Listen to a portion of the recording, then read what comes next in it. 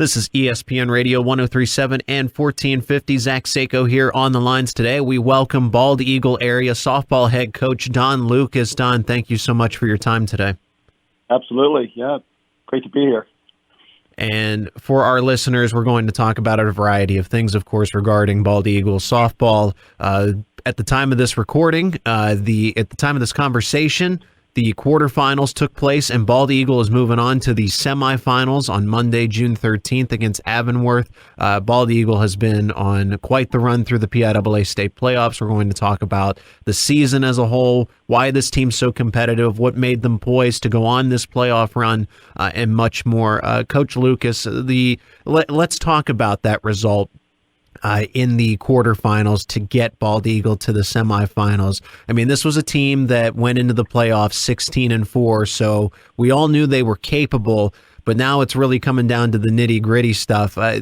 As far as the game against Deer Lakes, what went well? How did the team match up so well that got them this victory? Well, first of all, it all takes place in the circle. You better have somebody that can throw the ball, or you're probably not going to do well leg-wise or even postseason. We have a young gal, Sarah Albright, freshman, who has just been getting stronger and stronger as the season progressed. And you never know when you have a incoming freshman. You know, it's like that box of chocolates. You just don't know what you're going to get. We knew that she was capable of throwing well, but the Mountain League, just day in, day out, you really have to play great ball. And really our league prepares us for postseason. So as far as Deer Lake's concerned, the same thing. We matched up really well. They had a left-handed pitcher that we had not seen a left-hander all year. So that kind of created a little bit of a roadblock for us, because we don't have a left-hander on our staff, and nor do I know anybody that could come in and even give us a look. So going into the game, we knew we have a lot of really good hitters, but a left-hander kind of just gives you that look that you haven't seen. So at the end of the day, we were challenged there. 3-0 the final. I know that the Bats got it done, but as you mentioned, Albright, who's been so good for Bald Eagle all season long, as a freshman being put in this situation, I'm sure she's played tons of competition that is right there with her, and that she's been in situations that have challenged her. But this is obviously a new obstacle for someone that is a freshman. How is she able to handle it so calmly, with poise? Is there something the coaching staff is doing just to make sure that her head is on right, or she's just kind of on autopilot and is able to get it done? Well, she's a really amazing young lady. I've never, of all the years I've coached, and I've had some really great pitchers over the years. She is just never too high and never too low. She is can have multiple hits, and she just comes right back, and like a veteran, a seasoned veteran. And it just doesn't rattle her. So I think that's something that in her DNA.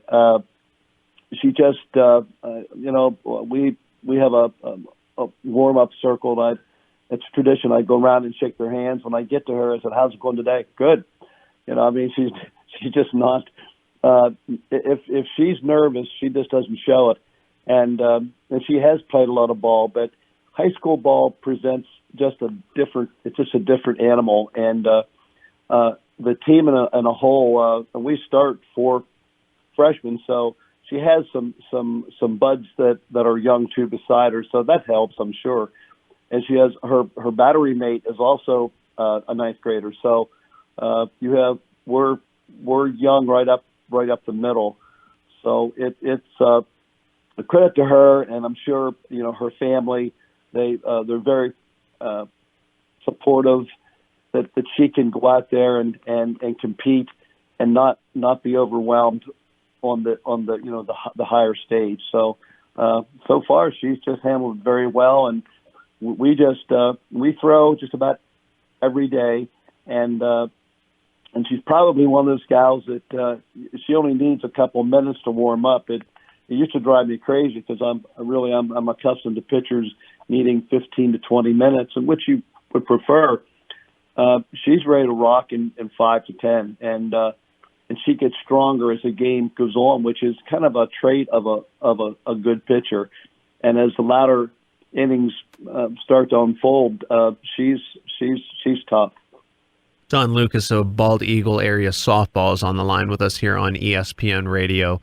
Coach, who are some of the other players that have really propelled this team to where they are now in the PIAA semifinals? I know we've talked a lot about Albright and what she's capable of, but this is a team effort. You've mentioned a lot of youngsters. Who are the other names that have stood out for your team? Well, we have just a great senior group. They have been with us for 4 years. Autumn Tobias, Maddie Perry, Kiera Zerb, Rena Shawley, Caitlin Smichko.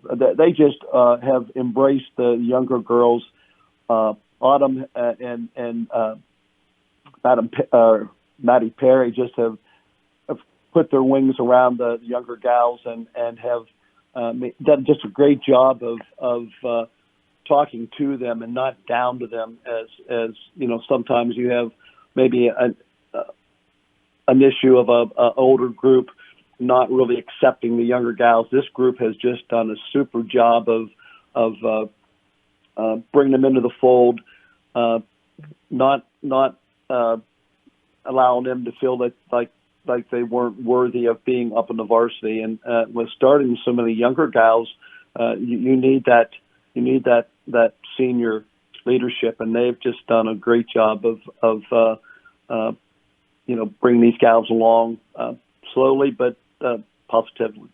With that being said, that combination of veteran presence as well as up-and-coming potential, going back to the offseason and the beginning of this season, how did you and your coaching staff assess this team? What potential did you see in them to get to this point? I mean, I know it's all unimaginable at the beginning, but what were just some of the best characteristics? What did you say, hey, these are the best attributes of our team that we have going into the season of all the tough opponents we're going to face? Well, coming into the season, we need to replace a whole outfield. We really didn't have a proven catcher.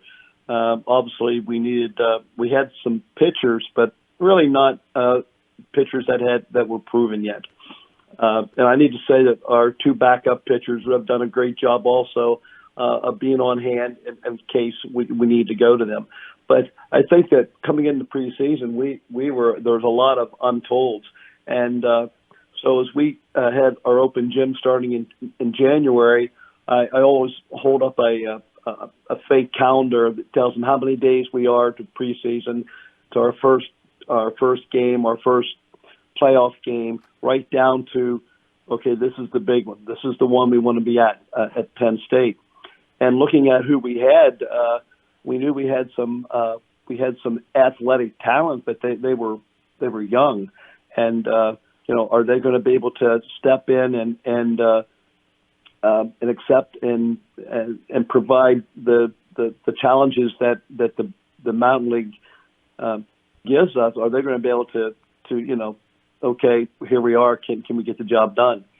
So we had a freshman, Taylor Habovic, that she came in and we had her in right field, and then our starting first baseman, we moved the outfield because we felt that she was the most proven outfielder that we would have, and we were able to move our first baseman, Ava Steer, back to first, move Habovic into center field, and quickly found out that she could run gap to gap, and she has made some really outstanding catches. Another freshman, Sydney Thompson, in left field, again, not really an outfielder by trade, but that's where our needs were. So given that, the four freshmen, our two seniors, Tobias and Perry at third and short. We have a sophomore first baseman, Ava Steer. Rena Shawley's she's been all over the place. She plays the outfield. She's one of our reserve pitchers.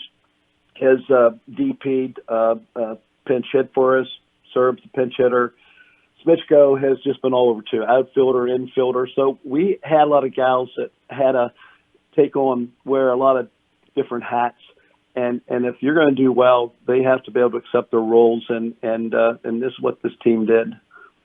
Don Lucas of Bald Eagle area softball on the line with us here on State College's ESPN Radio. Leading a team that was 16-4 entering the PIAA State Playoffs, District 6 3A champions, and now in the semifinals, hosted by St. Francis University. Before we get to that semifinal game, again, at the time of this conversation, it will be Monday, June 13th against Avonworth. Before we preview that, I want to revisit the Central Cambria game because it was so close, and it was something that could have made or broke the Lady Eagles season. Just kind of coming away from that as I don't know if it was a shell shock for you and the team, or if it was something that, hey, this is going to help propel us moving forward. What was the assessment just sneaking out of there and now going on this streak headed into the semifinals?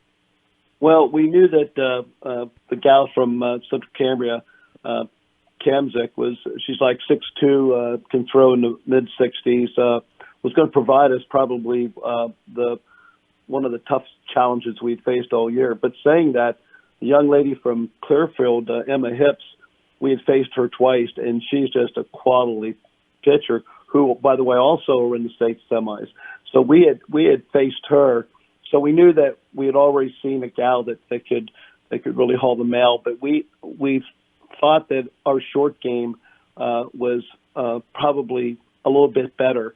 And as we got to the 10th inning, we went into the international tiebreaker, which means that you take your last batter in the previous inning, put them in second, and then you try to score them. But we also knew that their pitcher was also leading the team in home runs. She had like 17 in her career. So we just figured that I'm not going to let her beat us. If somebody's going to beat us, somebody else is going to in your team. So we walked her 5 times.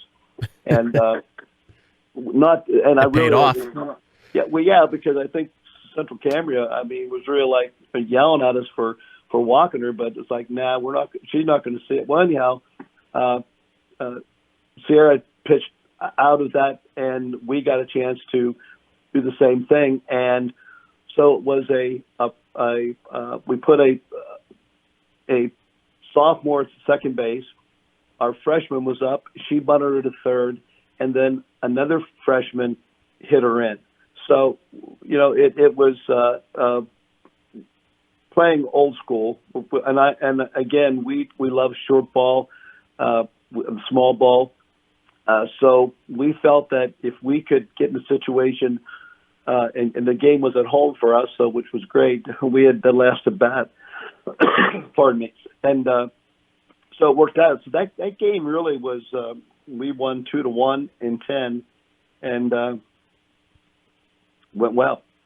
And Albright, as you mentioned, pitched all of those 10 innings and struck out 18 batters and held a Central Cambria team that had some hitters to just 1 run. And these games, again, are typically 7 innings at the high school level. So Bald Eagle definitely deserves to be in the spot that it's in. It's just there were some speed bumps on the way, and definitely, the great ones get over them. And now you're in that semifinal matchup with Avonworth. So this is a team that for a lot of teams across this bracket wouldn't be familiar with. What do you know about the team and why they're here in this spot matched up with Bald Eagle? We match up pretty well. They have a quality pitcher, and really at this level, every game you play, your opponent has somebody that can throw well. They hit the ball well, and are very well coached. So what we know of so far, we're in the process of getting some information on them, and so we can provide the team tomorrow and Sunday a scouting report that we can get a game plan worked up. But you're at the point right now, it's like, go out, have fun, play the game like you've been playing it, and we just hope we don't do anything to screw them up, that they don't. But this group of gals are fun to be around. They have a ritual of playing hacky sack before games, which is kind of unique because teams will watch us. They'll watch you guys warming up, and which we do warm up, but they circle up and and that's what they do, and that's how they prepare themselves to play the game.